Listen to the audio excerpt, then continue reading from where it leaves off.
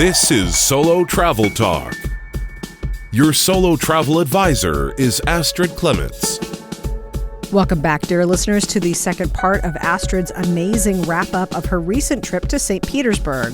On this portion of the show, you will hear all kinds of places that you could visit if you chose the destination of one of Astrid's favorite places in the world, St. Petersburg.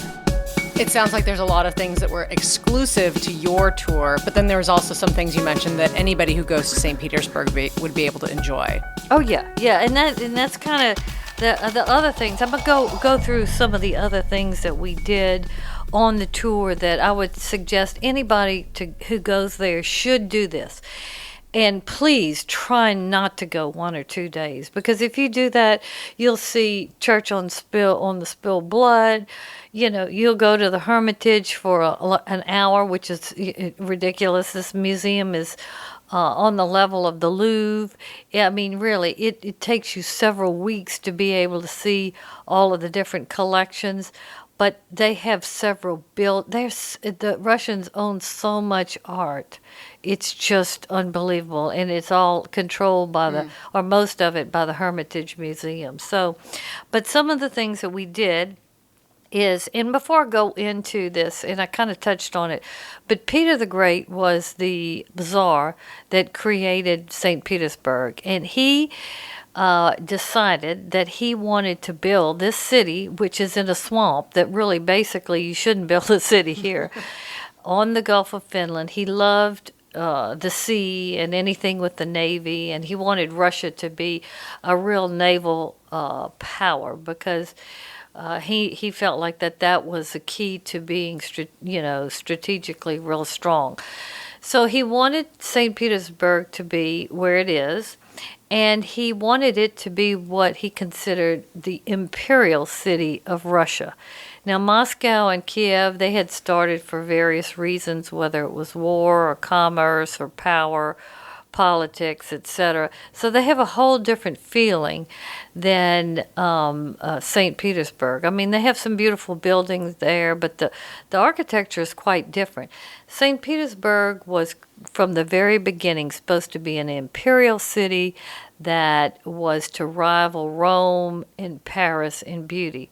And Peter the Great and the czars and czarinas after him, they hired some of the best architects from Europe to build magnificent palaces, buildings, design the urban streets and how the city was to be put together and how it was to grow. So from the very get-go, this city was to be created as an imperial city. And this city is beautiful. I mean, because of this and Peter the Great's desire for this to be such a gorgeous city. It is gorgeous. And especially now, after the last 15, 18 years where the Russian economy is so much better, and there's been a lot of focus on refurbishing all the palaces, whether they were privately held or they were actually royal palaces. It is just unbelievable how beautiful a lot of the buildings are. So that, for starters, is why St. Petersburg is such a wonderful place to visit in terms of just the feel of the city. It is beautiful. Now, the first place we went to is really where any tour will always start when you go to St. Petersburg, is the Peter and Paul Cathedral and Fortress, because this is actually where St. Petersburg was started. This was the start of it. And this cathedral there is beautiful. It doesn't look real Russian, especially on the outside. It has more of a classical look. It probably looks more Swedish or Scandinavian. It has a very tall spire. It's one of the tallest in the city. There are other two spirals. St. Petersburg, for some reason, has a couple of these spirals real high. But this church has that. So it's a real landmark that you can kind of see from anywhere. But when you go in it, the plaster work in there and the painting on the ceilings and just all the artistic detail in this church is gorgeous. Well, this church now is the repose or the place where Peter the Great, many of the czars and czarinas and the royal families are buried, as well as the Romanovs that were assassinated. So it's a real place of reverence, and people bring flowers, and they go there just to honor Russian history and how much they love Russia. Because one thing you will learn when you go to Russia, if you stay there for any period of time, the Russians love their country.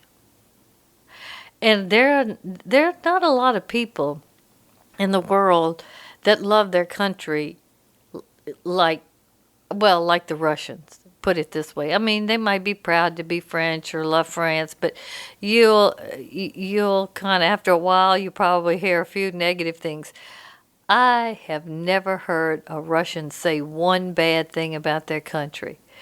They know it's not perfect, but they love it, and they love being Russian, and they just, they've just got the spirit. So this particular cathedral is kind of like it's a place where former people who made a difference in Russian history and what happened to them, good and bad, are buried, and it's special to them. And so the tour starts there, and you're automatically blown away with this gorgeous church. And so that kind of sets the first tone. Then the next place we were taken to was the Hermitage, which is the Winter Palace and the Palace Square, where Catherine the Great and Elizabeth and the Romanovs and all of them hung out in the winter. And I mean, this palace is it's so unbelievable. First of all, it's painted in a very kind of a sea blue, kind of a turquoise, and it's accented with terracotta, which used to have gold all over it, and white accents, but it's in a Baroque style with a little Russian twist, and it's huge, and it's just, like I said, to really go through the Hermitage, the whole thing with the different art exhibits in the rooms, etc., take you at least a week to have any kind of firm grip on it. But we went, and we were taken to the specific area where the old masters are. And the Hermitage has the largest collection of Rembrandts in the world. I mean, the Hermitage rivals the Louvre in Paris in terms of art, and it might actually have more art than the Louvre, because they have art in several other buildings that, I mean, they have some. I've actually gone to one of the annexes and seen just floors and floors of icons. And this is kind of unique to Russia, not totally, but their faith. The iconic paintings were part of their religion in many ways. Too long to go into, but so we got to see the old masters, some Rembrandts and Da Vinci's, and lots of Dutch painting and etc. And it's just beautiful. It's just like going to the Louvre or the Rijksmuseum in Amsterdam. It's something to see. So that was really nice. And then we got VIP access into the diamond room. And that was fabulous. And let me tell you, just like the Russians love their arts, they love jewelry. And they love opulent, gorgeous, over-the-top, as well as very refined jewelry. And so they have collections in there from the various royal families, etc. And it is completely out of this world. And I personally love jewelry. So for somebody like me, that was my mecca. it was really beautiful. So that was a nice thing. And of course, when you go to St. Petersburg, you have to go to the Hermitage, whatever part of it that you see, whether it's some of the rooms or it's the old masters or some of the Russian art or there's sculpture. There's all kinds of different things. It just depends on what you have time for and what you're interested in. But the diamond room is hard to get into. So I don't know how to direct you at that unless you want to just ask me for my access. I could get you in touch with who I need you to. But that's just that was one of the things that we got to do that was really, I thought, real special. Then one day we went out to what's called Pushkin. And Pushkin is about 45 minutes from St. Petersburg, and it was really the area where the summer palace, Catherine's summer palace was. It's where the royal families and their, the people that worked for them and the different, dukes and duchesses and prominent wealthy people had dachas out in these woods. And they had two main palaces, Catherine's Palace and Pavlovsk, beautiful royal gardens there. So what we did is we spent the whole day out there, and we went to the church. There was a church, the Romanovs, for I think it was the last 7 years of their reign.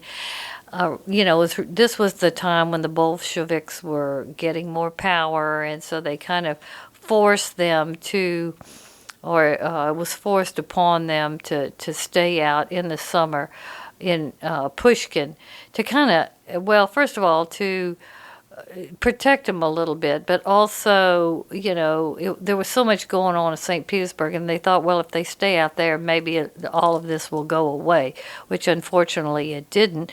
But our first stop in Pushkin was the beautiful, very Russian, Russia has a lot of different architectural styles. They have the old, Rus style with the onion domes and the very, it has kind of an Arabic look to some of their forms and, door openings. So this church, there was a church that was built in one of the Romanovs, Maria Fedorova, who was the mother of, the Romanov family that was executed. They had one boy child, the rest of them were girls, and this boy had hemophilia, so he was going to be the Tsar, and it was terrible that he had this very tragic disease, and so she had so much focus on trying to heal him that she had this church built where she went every day to pray for him. To overcome it. And this church was exquisite, not big, but very Russian in its details. And there was actually a service going on when we went in, and we were only allowed to stay for about 10 minutes, but it was beautiful. I mean, it was really beautiful. So we started there, then we went into the summer palace itself, and it is glorious. I mean, you've got the huge ballroom that kind of is like the mirrored ballroom in Versailles, but this one not only has mirrors, it has so much gold gilding. I mean, you get a vibe in there. There's so much energy and light going on in that room. It's something to see. And then you're taken through a lot of the royal quarters where the different dining rooms, and they have them set up, and some of the tables are just beyond belief beautiful. And of course, Catherine the Great's, her particular living area, and how she liked things decorated with kind of a Wedgwood look. She liked kind of a plastered Wedgwood, kind of an English look, which I thought was very different because most everything it was kind of Baroque or maybe some neoclassical, but she liked that Wedgwood look, and she loved green and pink. So those were her colors. And she had one room that had gorgeous Chinese wallpaper and silk fabrics on the chairs. that had a kind of a pink and purplish and green bamboo and bird motif. It was beautiful. I mean, Catherine's Palace is definitely way over the top gorgeous. So that was our morning, and then we had lunch at a place called, I think I pronounced this right, Podvorye. And this is one of President Putin's favorite places to go eat or to dine in Saint Petersburg. You know, he's from there. But this is a big restaurant that is kind of like a big dacha. And a dacha is like a country home for Russians. And they love, the Russians love, lots of them, half the population have a dacha, okay? And it's very rustic, and it's usually out in the woods somewhere, and it's just, it's part of their culture. Well, this huge restaurant is a place that is so much fun. I've been there now 3 times, or maybe 4. No, 3, only 3. But you walk in there and there is music going on. There's singing, and they had that traditional kind of ethnic music, Russian music that sounds a little gypsy and a little, nautical. And I mean, you want to get up, hey, ha, ha. Because they just so spirited. It just has a really happy vibe in there. That's what I can say. Well, we had lunch there. And this lunch, I mean, they gave us so much food, I thought we were going to bust. And on top of wine and vodka. I mean, everywhere you go, they're going to offer you vodka. And I'm not a big vodka person. But I must say, good vodka, it doesn't make you sick feeling. There's something to the good stuff. We can say that about a lot of things. Yeah, well, that's true. That's true. But that was a fun stop, and everybody, I think, really did like it because it's really well done there. Podvorye. Okay, so this fun restaurant. So the next stop we had is we went to Pavlovsk Palace. Now, this was Catherine the Great's son's palace, and she did not like her son, and her son didn't like her.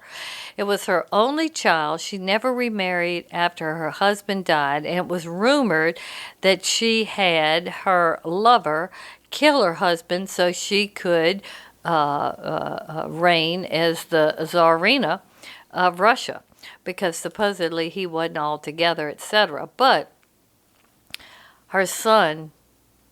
she and her son never got along. I mean, he wanted to rise and be the Tsar. She didn't ever want him to be. She was mean to him. He knew she had his daddy killed. So it wasn't a real good family relationship. And Catherine the Great never remarried, but she had a lot of lovers. I mean, she was some kind of lady. Well, I wouldn't call her a lady. I would call her, she was some kind of female, because she ruled powerfully. And she never wanted to get married. Obviously, she wasn't so comfortable that maybe she might say bump her off or something. So, but the bottom line is her son, she gave him money, and he built the most exquisite palace. His palace is much more beautiful than hers. Now, it's not as big, but it's very refined. For starters, it's crescent shape, and I, for some reason, love any building that's crescent shaped. And it's neoclassical, which was very contemporary at the time that he built it. And he had the most wonderful interior designers and finishers in this palace, and he did a lot of different things with different finishes. Like he did like a patent leather white on walls. Oh yeah, it not just a white wall or a marbleized, but it was like a patent leather, just beautiful, and a lot of different kind of marbling look, and not like real marble, like fantasy marble design that looked real. It looked like some exotic stone or marble from a quarry, really beautifully done finishes.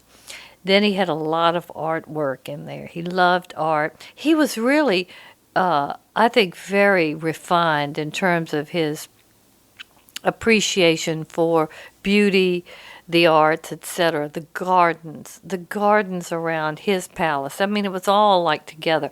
But in the Pavlovsk gardens, oh, they were beautiful. And I remember the first time I went in the winter, and it was the dead of winter. Well, one of the things I wanted to do was ride on a troika, which is a big sled that you see in some of the Russian movies that the big horses pull. And so I got to ride a troika through the Pavlovsk Park's gardens, and it was beautiful. I must say, I thought, yeah, well, this isn't quite Dr. Zhivago, but this is really pretty. Getting close, yeah. This is really pretty. So that was a wonderful stop because we got to see the difference in that kind of architecture and that kind of interior design and royal kind of living and lifestyle versus Catherine and her and Elizabeth's opulence, because let me tell you, they were pretty opulent. Catherine was not quite as over the top as Elizabeth, but she was pretty much. And I forgot to say one thing about the summer palace. We went in the amber room, and that's one of the most unique rooms in any palace anywhere in the world. I remember when I went to Sanssouci outside of Berlin, they had a room that was the shell room, and the whole room was made out of shells, which I thought was really different. But this is made out of amber, and Russians, they love amber. They believe amber has health properties, restorative properties. They just kind of worship amber almost, and a lot of Russians wear amber. Okay, so that was a lot of fun that day, and I'll go through the restaurant selections or my recommendations real quick at the end. But the next day we went to Peterhof, which was Peter the Great's castle and his gardens, and I'm telling you, and I had never actually been there because every time I went was kind of in the winter and it was closed. Oh God, that was unbelievable. That man was such a visionary, such a force. Not only was he built things, he was so intelligent, and he did everything beautifully, and he did everything right. Even though, a lot of people thought he was just off. They said this will never do, or this is wrong. I mean, let me tell you something. Anything that he was involved in is still fabulous. Well, so we went to Peterhof, beautiful, saw the fabulous fountains, went all through the great gardens, didn't have enough time to spend there. Well, we were only there for a half a day. We could have easily stayed there a day. One of the highlights for me was going to his petite palace, which kind of like they have in Versailles. I forgot what you call it, the Petit Palais, I think you call it. But he had a little small palace right there on the Gulf of Finland called Mont Plaisir. And I just loved that palace. It was Dutch in its architectural and interior design feel to it. It was very warm. It was refined, but it wasn't real, it wasn't, it had a masculine feel to it in an elegant way. It was very comfortable. You could see how somebody who's royal would live there and somebody who wasn't royal would live there. So you could see that this gentleman, he was pretty altogether. He was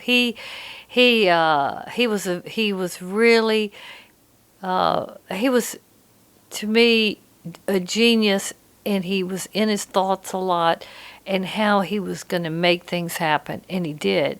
And you could feel it in the things that he did. I guess that's what I'm saying. But it was beautiful. So that's definitely not to be missed. Then the Yusupov Palace, which this is a private palace, and this palace really, until Peterhof, was my favorite palace because, oh my God, these people first and foremost were the richest people family in Russia for several generations, and this particular palace is out of this world in terms of their personal rooms, the furniture in it. The master bedroom is so beautiful. It's done in kind of this steel blue that looks kind of like a Scandinavian blue, and it has like a little sheen to it again on the paint. Not totally a patent leather look or a lacquered look, but almost. And then all the furniture is white with white gilding, and the crown on the bed has just a tad nautical kind of shape to it. It is so refined. The furniture is white with, I think, white velvet, but you have to be in this room to see how it was executed. It is gorgeous. I know after the first time I went, I came home and I painted my bedroom that color. It doesn't quite look the same. I don't have white furniture, but I love that color. That color is gorgeous. And, it has ballrooms in it, gorgeous dining rooms. It has a personal theater where one of the Yusupov, the women, she was very artistic. She could sing. She would write plays, and they would have theater performances. And it blew everybody's mind. I knew it would because it blew my mind the first time. But one of the special things that happened there is in one of the ballrooms where they had a stage was 5 men singing a cappella. And I didn't realize this, but Russia has a tradition of a cappella singing. And it sounds a little bit like Gregorian chant. And it has kind of like a spiritual sound to it, but it's not totally a Gregorian kind of chant. We were all about ready to cry. They were so good. Their pitch was so perfect. Their rhythm was so perfect.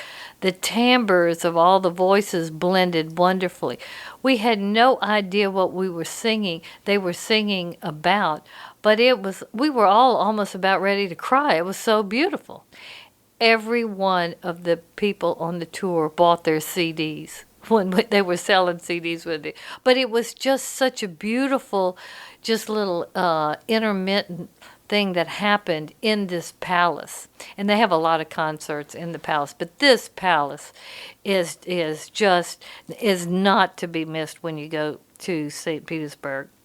I'll try to ratchet it up a little bit. I know I'm talking a lot, but I love St. Petersburg so much because it is so beautiful. I mean, when I tell you it is beautiful, it is just beautiful. You can't. I mean, it's as beautiful as any place I've ever been to in the whole world. The 2 other cathedrals we went to was St. Isaac's, which St. Isaac's has kind of an English. It's like something maybe Sir Christopher Wren would have done, or maybe even a classical Italian look to it. It's got a big dome and then columns all around and classical, proportions and design. You go inside and you cannot believe what you're seeing. All of the artwork and the gold. The columns in there are malachite and lapis. They're precious stones, and it's not gaudy. It is so heroic in the artwork in there. I mean, it is a knock your socks off, and it's huge. I mean, it seems to be as large as St. Peter's Cathedral in Rome. It is St. Peter's, isn't it? Yeah, in Rome. I mean, it's huge. I mean, it's huge. So that's not to be missed because It's as pretty as a church I've ever seen anywhere. It's something else. The other church we went to, which is it's one of the iconic landmarks, really, of St. Petersburg and Russia, is the Cathedral on Spilled Blood. And this cathedral, it's got the onion domes and the arabesque, and it's Rus-like. It's more Russian looking. All the inside is completely in mosaics. And the colors used, the very vibrant blues and all the different colors, and there's flowers and religious motifs, and just it's so unbelievable. In fact, when I brought my daughter a couple of years ago, and we visited that church, and she came out, she said, "That is the most beautiful building or thing I've ever seen in my life. It is unbelievable." Like I said, I started the podcast sharing with how talented the Russians are and how they execute. It's unbelievable. They must see things differently than other cultures or people from other areas of the world. The clarity and the depth they put in their visual arts, and what they can do to the eye and what the eye is seeing, it is unbelievable. With the color, with the depth perception, with just the forms, there's something really special about what they can do. Then we had a nice visit to the Russian Museum, which is strictly just Russian art, and it's a great place to go to. I've been there a couple of times now, but it kind of gives you a real good a background on the history of Russia and their culture. It starts with the very earliest artworks, the icons, and goes all the way up into avant-garde, and you get a good feel of it. The portraiture, the sculpture, etc., and the different time frames. So it kind of brings what you've seen in the palaces and what you've heard about. It helps bring it all together, so you have a better understanding, and it makes more sense to you. Okay, and then the last two things we did that I really think you should do if you go there is we went to a folk dance evening, and this was also in a palace. And what it was is, I know a lot of you who have watched anything about travel, etc. in Russia, you'll see those dancers, and they'll do those squat kicks, and they jump real high, and they go around on their legs and their behind. I mean, they can do things. Like I said, the Russians have the best legs in the world. They can do anything with their legs.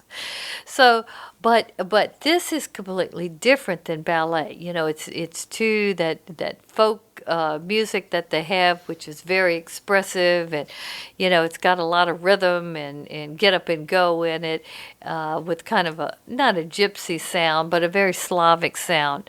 So the men are doing all these things, and the women, the way most of what they dance is they glide on the dance floor.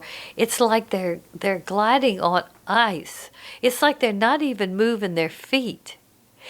I don't know how they do it, and they do it in paths. And there's usually a story going on, and they're beautifully costumed. It was here again. We didn't know what the stories were, but we could tell it was really beautiful and extremely well executed. And at intermission, you had champagne and hors d'oeuvres in this palace, and there was some other people, dancing. So it was a beautiful evening. That was really, really nice. And the other thing, the last thing, is the pleasure boat ride down the Fontanka, which is an open air boat. It's a little touristy, but it takes you through the canals of Saint Petersburg. And Saint Petersburg, like Venice, has got all kinds of canals, and all these gorgeous buildings and palaces are built around, and churches are built along these canals. So if you like to take photographs, this is great.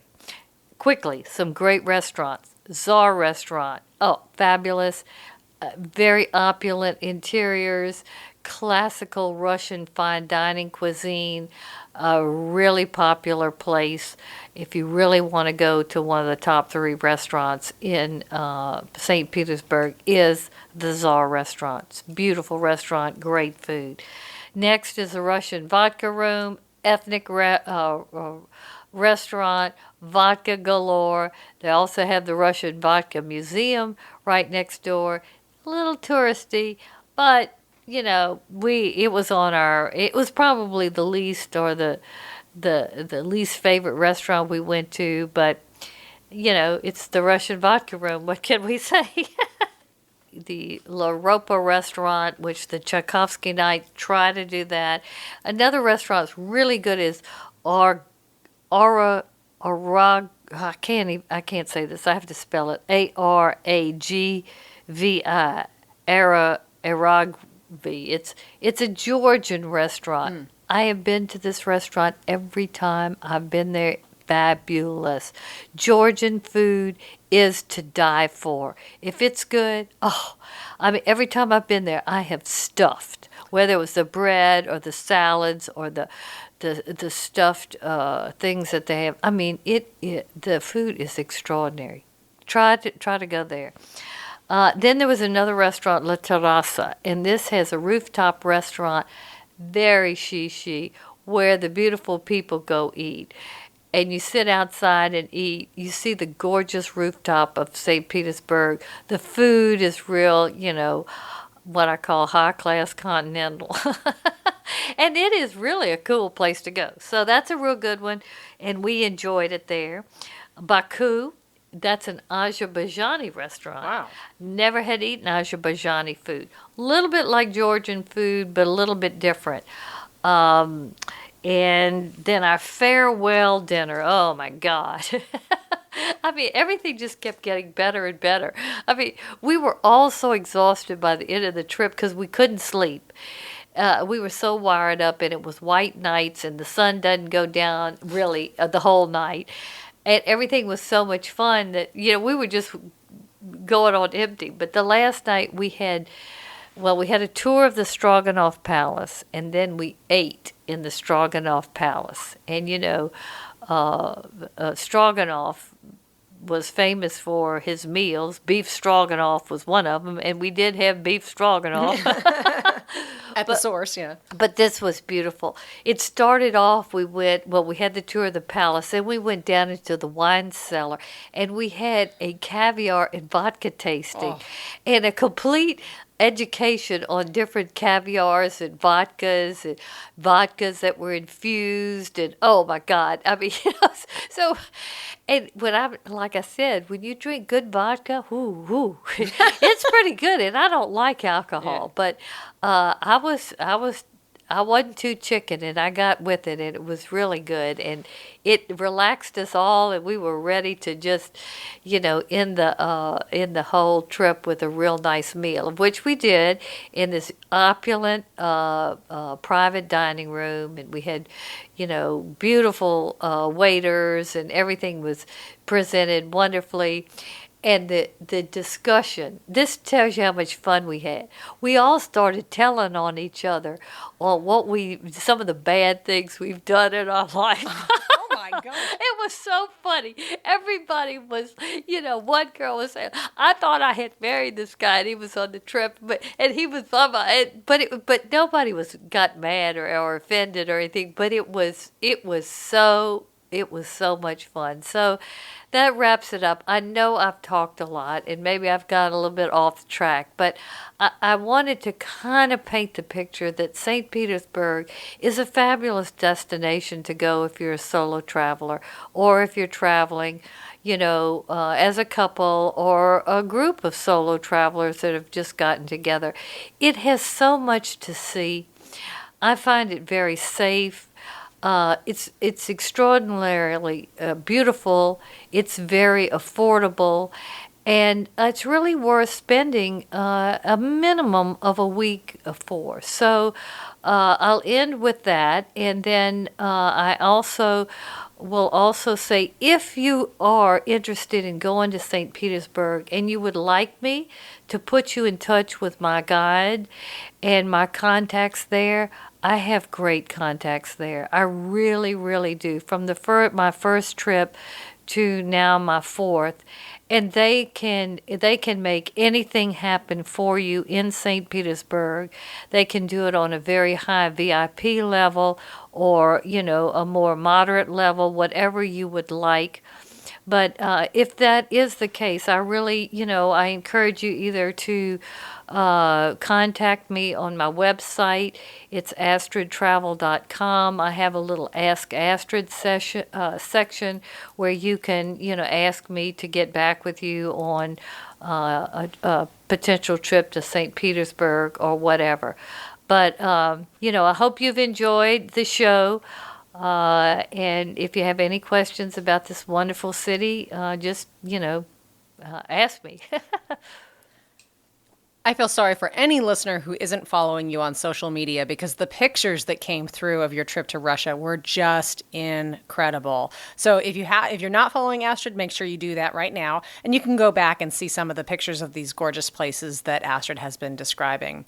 I know that when Astrid packed for this trip, it was a snap. You know why? Because she's got an amazing packing list, and you can get a copy of Astrid's complimentary packing list. Just go to the website. We're sending everybody to the website for everything. Did you notice that? Yeah, as well as I do on the website have a video that that goes through everything that I brought in terms of my packing for St. Petersburg, and it really worked out pretty good. Oh, good.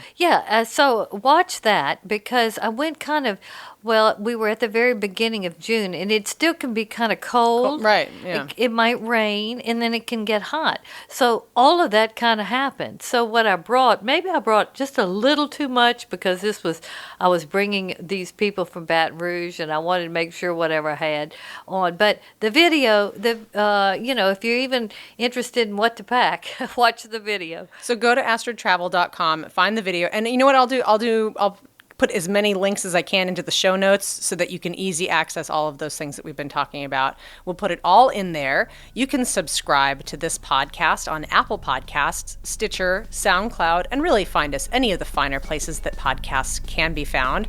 Right now, we'd love to hear what you think of this show. We'd love a rating from you, and so that we can help other people who are interested in solo travel find Solo Travel Talk. Thank you so much for listening. I'm sure everybody's going to be all thinking about St. Petersburg nonstop now. Thanks so much, Astrid, and we'll see you next week here on Solo Travel Talk. Thank you for listening to Solo Travel Talk.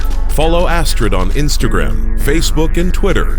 To learn more about Astrid or Solo Travel Advisors, visit her website, astridtravel.com.